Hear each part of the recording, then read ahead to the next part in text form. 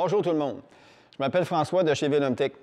Aujourd'hui, on fait une nouvelle vidéo qui va présenter notre vélomobile VT1E 14 vitesses, qui est la version électrique du VT1.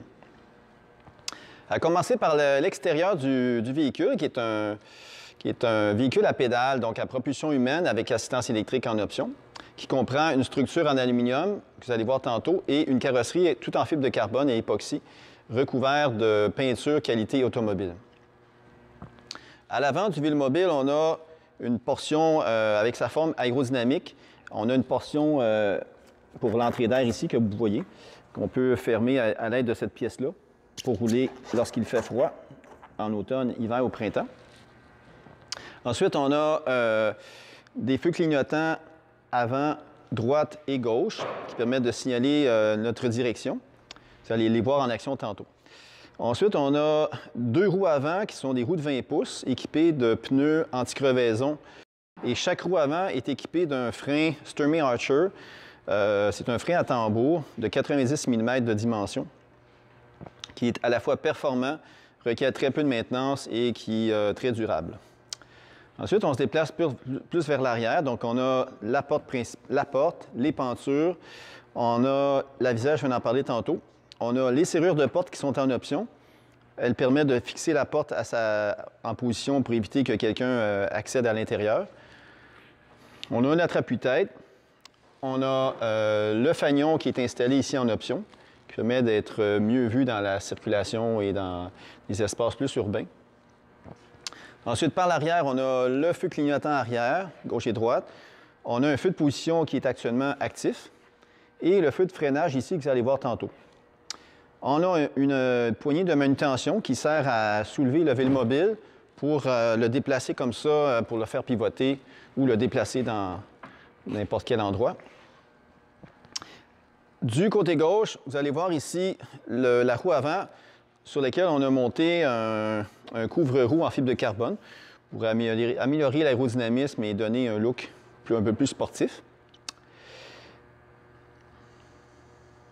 Ensuite, on a ici, à titre comparatif, sur le VT1 qu'on appelle notre P0, qui est notre pré-production, on a installé la visière complète qui permet de rouler beau temps, mauvais temps à l'abri de la pluie, avec sa visière pivotante ici, qui permet de faire entrer plus ou moins d'entrée d'air. On a également installé un pneu avant ici, Schwalbe Big Ben Plus, qui est un pneu de 20 par 2,15 pouces qui permet d'être gonflé à basse pression, donc on parle 30 à 35 PSI, ce qui permet d'offrir une capacité d'amortissement des chocs et des imperfections de la route plus grande que les pneus standards qu'on voit sur le VT1 ici à droite. Maintenant, je vais vous montrer la partie intérieure. Il y a beaucoup de choses à l'intérieur du VT1 14 vitesses électriques. À commencer par la partie en avant. Donc, on a la structure principale en aluminium, comme je parlais tantôt. On a le pédalier qui est équipé d'un boîtier de pédalier instrumenté qui capte le couple produit par les pédales. Un plateau avant, une grande chaîne qui alimente la transmission.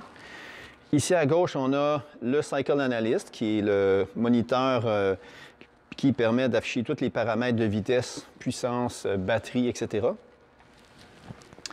Ensuite, on a la direction qui est de type tank steering avec un guidon gauche qui comprend manette de frein, l'accélérateur ici pour rouler en mode 100% électrique, un interrupteur multifonction qui active les fonctionnalités du Cycle Analyst. Et le guidon droit, lui, a sa manette de frein aussi. Il a l'interrupteur pour les feux clignotants, klaxons et phare avant. Et la manette de changement de vitesse ici pour les 14 vitesses de la transmission roll-off. Également, on a le porte-cellulaire ici qui est bien pratique pour plusieurs personnes. Ensuite, on arrive au siège. Donc, le siège moulé en fibre de carbone chez Velomtech avec le coussin Ventisite qui permet un confort et une aération de votre dos. On a ici en dessous la boîte de jonction. On a le transformateur 52 à 12 volts, la batterie principale 52 volts, 20 ampères-heure. et également le porte-gobelet ou le porte-bouteille qui est ici à votre gauche et le contrôleur. La partie en arrière qu'on voit ici, c'est le support de siège qui permet de régler l'angle adéquat pour votre confort et votre ergonomie. Et ensuite, on a le protège roue arrière qui permet d'éviter un contact entre la chaîne, la roue, toute la partie mécanique pour protéger tout ce qui est à l'intérieur, dans le fond, et garder la saleté plus près du sol. Je vais maintenant enlever le couvre-roue pour vous montrer la suspension et le mécanisme en arrière pour la propulsion. Donc, on peut enlever le couvre-roue arrière assez facilement. Normalement, il y a 5 écrous à enlever, mais là, pour les fins du vidéo, ils ne sont pas là. Donc, on a ici à l'arrière la suspension avec un pivot central à cet endroit ici. On a la chaîne qui part de l'avant qui vient alimenter donc la transmission roll-off et une deuxième chaîne qui part de la roll-off et qui alimente un pignon à l'arrière ici.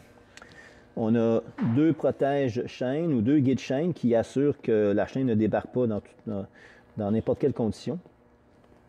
Et à l'arrière ici, on voit le moteur roue de Green Technologies, qui est un moteur qui peut aller jusqu'à 750 watts de puissance et des vitesses au-delà de 32 km/h, mais 32 km/h pour être conforme aux véhicules, aux vélos électriques classe 2. Et ici, la suspension comprend 2 élastomères qui sont ajustables en position et ajustables en termes de force, puisqu'on a 2 modèles d'élastomères. On a le modèle 30 mm et 40 mm, selon le poids du cycliste. Donc maintenant, je vais accéder au véhicule.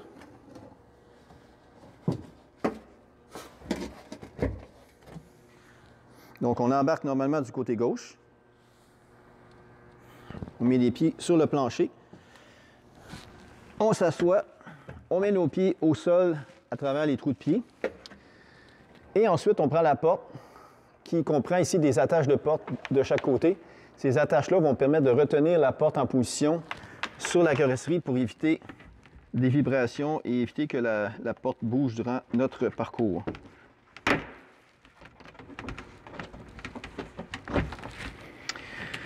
Ensuite, on désengage la barrure du frein gauche.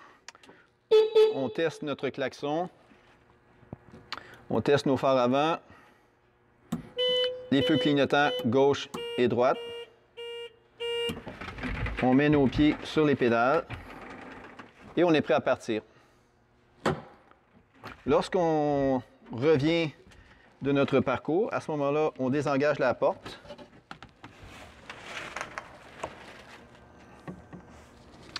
On bloque la manette de frein gauche pour éviter que le véhicule se déplace.